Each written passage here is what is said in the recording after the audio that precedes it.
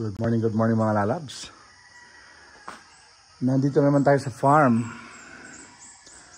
para i-check yung pinapagawa natin bahay. Pasukin natin muna yung ngayon, sala. So itong pintuan niya 8 by 4 feet wide yan. Pasukin natin.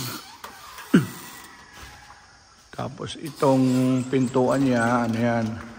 Sabi nila ano yan? Gimelina. So ang lapad niyan 4 by 8. So ito tapos na yung pintura niya. Ano lang, light gray ang pinintura din dyan. So ang taas nito, yung doon sa dulo, 15 feet high yan. So tumaas siya. Parang dito yata mga 18 feet gano'n. Sa isang side lang. Okay, so ang lapad pala nito, 8 meters or 26 feet. 8 meters. Tapos yung haba niya, 12 meters or 40 feet. Kaya ganyan, nag-iikulap kasing gamit, kakatapos lang nagpintura, tsaka kakatapos lang naglagay ng tiles. Yan o. Tapos nilagyan tayo ng kondoon. Extrang window sa taas para maliwanag, kasi dati wala yan. Buti pinalagyan namin. Sige, ikutin natin yung buong sala. Ito mga yan, temporary lang kasi hindi pa tapos. So nilagyan natin ng furnitures muna ng temporary. Ratan pero plastic kasi para may maupuan kasi hindi pa tayo naka-order sa furniture. Ayun. So libutin natin.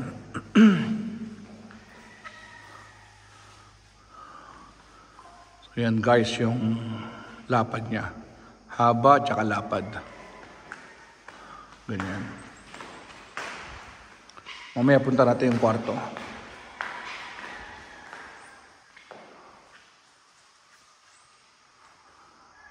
Yung taas niya pala, PVC panel yata yung taas. Na puti, kaya lang gray yung pintura, kaya nag-reflect.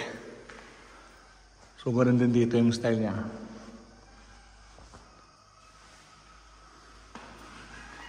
Ito yung sa kusina, pag ikon din natin yan. So, yan guys, yung sala. Actually, doon sa dulo, living room, and din dito yung breakfast. I mean yung dining table niya. So yan lang yung mapupunta rito. Dining table at saka yung living room. So yan. Dito tayo maglagay ng mga gamit para hindi sisikip yung bahay.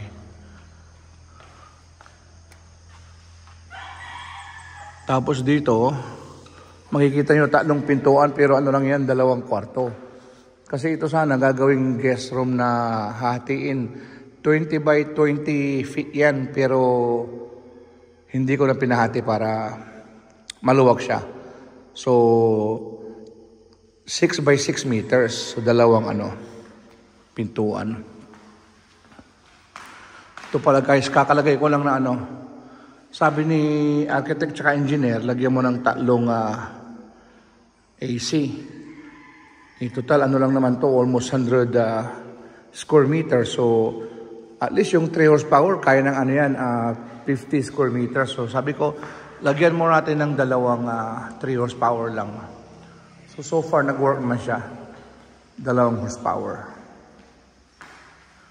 Ayan guys. Okay.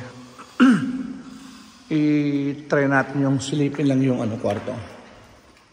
Yan hindi pa tapos. Pero tapos na yung yung pintura at saka yung aircon. Yan, yung aircon niya, naman yan, 2 horsepower sa 36 square meter. Ayan, so temporary yung mga gamit kasi wala pang dito, malapit na for hardware sa atin na bilhin ng furnitures. Tapos yung bathroom, in-install ko lang yung temporary. So, tignan na lang natin para sa next time na vlog, makikita natin yung pinagkaiba yun. Nilagyan lang temporaring 3 feet wide lang kasi walang mapiling mahaba. Ayan. Ay, hindi yata nakikita. But anyway. Ito, para sa guest room. Gimelina pero gusto namin yung natural lang. So, kinuha muna namin para may magamit dito na tulugan lang. And then ito yung isang aircon na 2 horsepower para sa 36 square meter. O yan guys. So yan ang niya. Oops, hindi natin. Itong closet, wala pa rin gamit. Tapos itong mga ilaw niya. 4 lang naman LED na 6 inches. O, pati ito ang pintuan din niya is 8 feet by 36 ang width niya. Okay. Doon sa kabila, nandun pa sila yung mga guests natin dyan sa natutulog. So rin yan, kung ano yung luwang ng isang kwarto, 20 by 20 feet or 6 by 6 square meter, 36 6 by 6 meters, pareho rin dito. Kaya lang nilagyan natin 2 kwarto kasi pag may bisita, hindi sila gumagamit ng isa. Pero isang kwarto lang yan. Yan guys, so puntahan natin yung kusina. Hindi pa tapos pero tingnan natin yan. Okay, so ang gastos medyo malaki-laki na rin kasi alam niyo ang gastusin ng per square meter, di ba? So ang footage nito ng building lang is 300. Tapos siyempre yung sabi ng engineer, ang pagsukat ay kasama yung sukat ng yung bubong. Pero hindi ko na sinali. So kayo ng doon humusga. So ito guys, lahat ng pintuan niya, lahat ng pintuan maliban sa front door na 4 feet wide, 3 feet sila. Pati ang mga banyo, ang width niya 3 feet din ang pinagawa namin. Ito naman sa kusina ko dito, 12 feet high ang ceiling niya. Parang sa kwarto pala, hindi ko nasabi kanina, 12 feet yung taas niya. Yung standard is 8 lang, pero pinagawa namin 12 para mas malamig ng konti, di ba? So, doon natin ilagay yung kitchen, hindi pa tapos. Kitang-kita, wala pa. Kitchen, tapos dito yung breakfast table niya para nakikita mo yung view sa labas. Ayan yung view.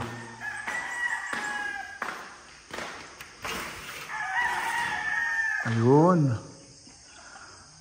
Ito yung view doon. Ang papagawa tayo ng pandoon, yung bodega. Lalagyan ng mga gamit natin. Mamaya, punta natin yan.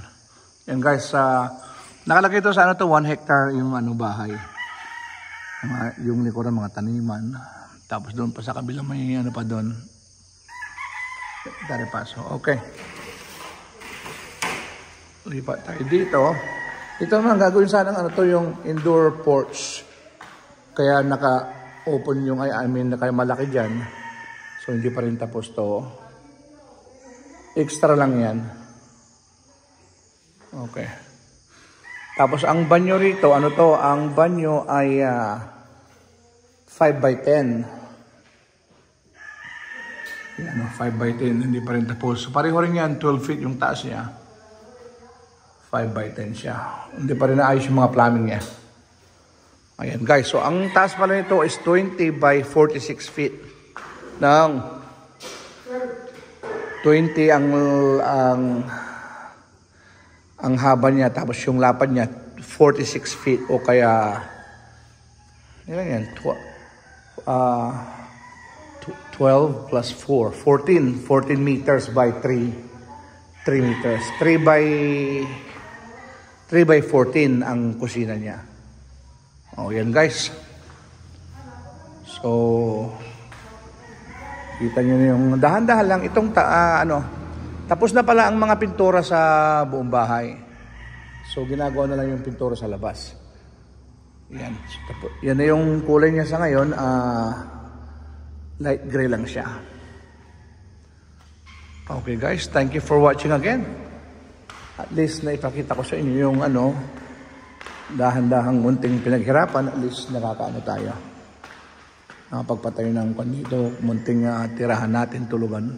Okay lang naman yan.